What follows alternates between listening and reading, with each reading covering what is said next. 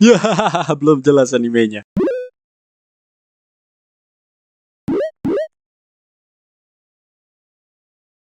Apa kabar semuanya, nama gue Jiro Sang, Wibu berlisensi. Dan kali ini gue mau ngebahas sedikit mengenai manga yang desas-desusnya mau diadaptasi ke anime dalam waktu dekat. Katanya, manga tersebut adalah Chainsaw Man. Dan juga gue sempat membahas review ampas dari manga tersebut, yang mana bisa kalian tonton dengan mengklik pemberitahuan yang ada di pojok kanan atas layar kalian. Atau kalian bisa lihat link yang udah gue taruh di deskripsi di bawah video ini. Well, sebelum gue bahas manganya, ada baiknya kalau kalian membantu kami dengan mengklik tombol like dan juga subscribe, supaya nggak ketinggalan informasi lainnya seputar anime dan manga. Karena di channel ini ada waktu dimana kita nggak upload video dalam waktu yang cukup lama, dan untuk mencegah ketinggalan video-video lainnya, maka kalian harus menyalakan lonceng notifikasinya. Jadi gue akan berikan waktu 5 detik buat kalian untuk klik like, subscribe, dan nyalain notifikasinya. Oke? Dimulai dari sekarang.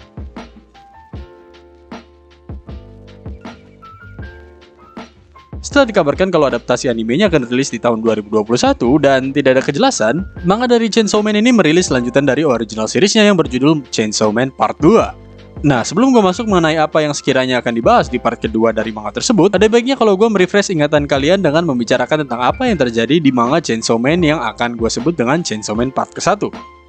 Well, spoiler alert, di video ini akan berisikan tentang garis besar dari manga Chainsaw Man Part ke-1. Jadi bagi kalian yang belum baca, just go and read it already. Di awal dari cerita manga Chainsaw Man Part ke-1, kita dikenalkan dengan Denji sebagai main karakter dari Chainsaw Man. Yang mana Denji merupakan seperti judulnya, yaitu Chainsaw Man. Dan penyebab Denji menjadi Chainsaw Man dijelaskan pada chapter pertama manga Chainsaw Man tersebut, yang disebabkan oleh Pochita, yaitu anjing peliharaan Denji yang merupakan seekor iblis yang bergabung dengan Denji demi menyelamatkan nyawa Denji dari kematian setelah tubuhnya terpisah-pisah oleh mafia yang telah menjebaknya. Dan maksud gue dengan terpisah, ya gitu.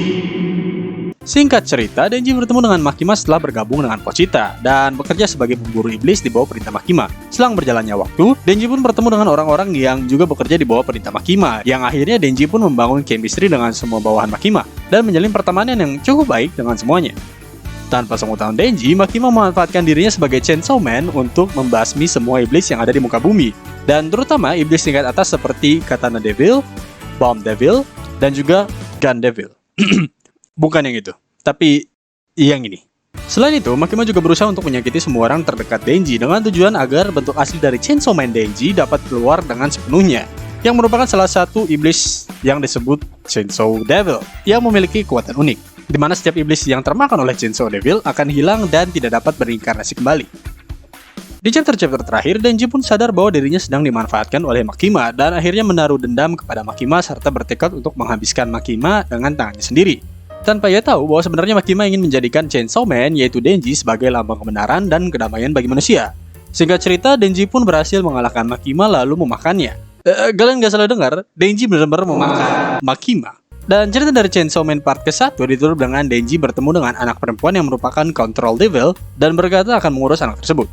Well, itu dia kira-kira cerita yang terjadi dalam manga Chainsaw Man Part ke-1 yang gue jelaskan dalam 309 kata. Dan setelah gue merefresh otak kalian, maka sekarang adalah waktunya gue membahas apa yang terjadi dalam Chainsaw Man Part kedua ini. Pada part kedua dari Chainsaw Man ini, cerita dibuka dengan seorang guru yang memperkenalkan seekor iblis yang memiliki sosok ayam tanpa kepala bernama Baki kepada seluruh muridnya. Lalu berkata bahwa iblis tersebut akan hidup dengan mereka selama 3 bulan lamanya. Dan Pak Guru tersebut menambahkan kalimat yang cukup membuat iblis ayam tersebut kalang kabut. Kira-kira kalimatnya seperti ini. Setelah 3 bulan menjalani kehidupan sekolah bersama kalian, Bapak mau kalian membunuh dan memakan Baki. Eits, jangan salah sangka, Bapak melakukan ini agar kalian bisa menghargai nilai dari kehidupan. Singkat cerita, setelah menjelaskan hal tersebut, masuklah waktu istirahat, dan seluruh siswa yang berada di sekolah tersebut mulai mendekati Baki karena penasaran. Semua siswa kecuali seorang siswi yang kelihatannya sangat membenci iblis dan seluruh hal yang ada di sekelilingnya. Tipikal karakter gue banget. Siswi tersebut bernama Asami Taka. Alasan mengapa Mitaka sangat membenci iblis adalah karena di saat ia masih kecil, kedua orang tuanya terbunuh oleh iblis. Dan hal itu pun membuat Mitaka terlihat suram dan menyebabkannya mendapatkan perilaku yang kurang baik dari teman sekolahnya. Hal tersebut didukung dari panel yang satu ini, di mana kalimat ini dilontarkan kepada Mitaka oleh teman-temannya yang berada dalam kelas. Perilaku Mitaka yang suram menjadikannya seorang yang tidak memiliki teman sama sekali.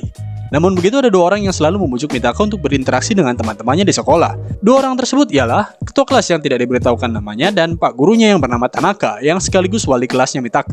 Balik lagi ke Baki, Baki yang diperintahkan untuk hidup bersama seluruh siswanya Tanaka menunjukkan hal yang positif di mana ia dapat hidup rukun dengan seluruh siswa yang ada di sana dan menjalani hidup layaknya seorang siswa manusia normal. Ia mengikuti pelajaran, melawak dengan lawakan dad jokes-nya, dan juga ikut bermain dengan seluruh siswa yang ada di sekolah tersebut. Dan setelah 3 bulan berlalu, datanglah waktu di mana Pak Guru tersebut menagih hal yang ia sebutkan, di mana para siswanya tadi harus membunuh dan memakan Baki. Namun begitu, setelah 3 bulan menjalani kehidupan layaknya siswa manusia normal, seluruh siswa yang berada di sana menjalin hubungan yang erat, dan akhirnya memutuskan untuk membiarkan Baki untuk hidup, dan Baki merupakan satu-satunya makhluk yang dapat membujuk Mitaka untuk keluar dari cangkangnya, dan berinteraksi dengan teman-temannya setelah memanggil nama lengkap Mitaka, karena entah mengapa yang hafal dengan nama lengkap Mitaka hanya 2 orang saja, yaitu sang ketua kelas dan wali kelasnya, yaitu Pak Tanaka. Namun begitu, di saat Mitaka ingin bergabung dengan temannya, ia terus gugur bersama dengan Baki yang berada di dekapannya. Dan akhirnya Mitaka merupakan satu-satunya siswa yang berhasil membunuh Baki, dan tentu saja hal tersebut bukanlah hal yang baik. Semua itu terlihat jelas di 25 panel selanjutnya yang menunjukkan kekacauan yang terjadi setelah Baki mati. Singkat cerita, Mitaka pingsan dengan kejadian yang tertimpa kepada Baki dan akhirnya membuat Mitaka merasa bersalah. Setelah ia siuman, Mitaka pun bertemu dengan ketua kelas dan wali kelasnya dan berencana untuk mengunjungi kuburan Baki.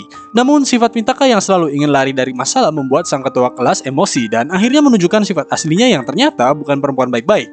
Ditambah lagi sang ketua kelas pun menunjukkan wujud aslinya yang ternyata merupakan iblis gabungan dari Justice Devil dan menceritakan kejadian sebenarnya dari insiden kematian Baki lalu membunuh Mitaka. Di ambang kematian, Mitaka pun mendengar sebuah suara yang datang dari seekor burung hantu yang ternyata merupakan War Devil dan memberikan Mitaka kesempatan kedua, dengan syarat tubuh Mitaka akan menjadi miliknya.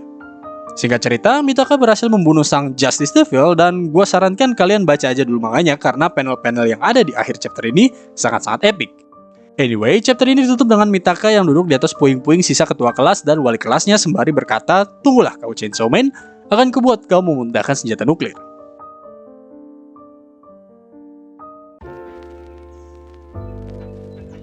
Well, itu dia kira-kira hal yang terjadi di chapter pertama dari Chainsaw Man part kedua yang bernomorkan 98. Dan dari apa yang telah diberikan Tatsuki Fujimoto, gue bisa menyimpulkan beberapa perkiraan ke depannya.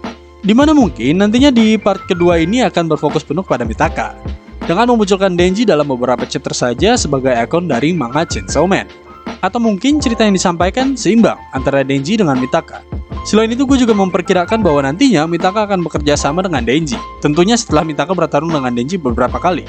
Namun, sepertinya untuk perkiraan gue yang kedua bisa saja dibantah, mengingat dari tujuan dihidupkannya Chainsaw Man oleh Makima ialah untuk menghilangkan seluruh devil dari muka bumi.